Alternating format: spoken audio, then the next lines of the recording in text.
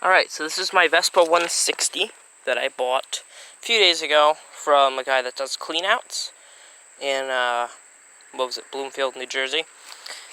And when I got it, the engine was locked up. As we can see, there's no engine in it now because I took it out to unlock it. So let's examine what I've done. So I've taken the engine apart. Somebody has been in the engine before.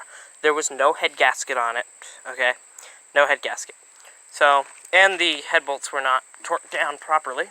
They were pretty loose. So I took the engine out, I cleaned up the bore. As you can see, that's pretty clean. There's a couple specks of rust in there still, but overall it's pretty clean. I tried unlocking it with that. It did not unlock. So I knew something was wrong. So I took everything apart, but before I show you what happened, let's show the clues onto why I think this was in a flood. This is the exhaust that came off, and as we can see, there's a big hole in the bottom of it. So I'm assuming water got into there and stayed in this low area where it rusted out. In the front, that front wheel is locked up. It will not turn at all. So I think that was flooded out. And number 3, the motor. So here's the gearbox. It's pretty clean, right? I would think so. It's got a few specks of rust that came off when I pulled the cover off. Let's look at the engine portion of it. Wow! Yeah, the engine portion, the main bearing is completely rusted solid and destroyed. So I think I'm going to need a new main bearing. And this is a Vespa 160. I'm not sure how different it is from the 150. But it's a 160cc Vespa.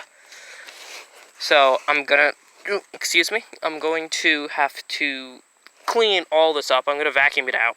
I'm actually going to put a piece of cardboard over all of this, and I'm going to sand blast this portion and see if I can clean it up, and then I'm going to oil it just to see how fixed I can get it. I'm pretty sure I'm going to need a new bearing, and I'm pretty sure the bearing is a part of the crankcase weight, balancing weight, the crankshaft balance.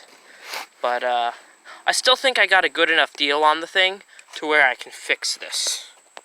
Because after 5 years of wanting one of these and basically trying to not really look that hard for 5 years, and then 3 months of looking very hard to find one. I finally found one. I got it for a really good price, $391. It's all the money I had in my pocket. And, yeah, we're going to fix it.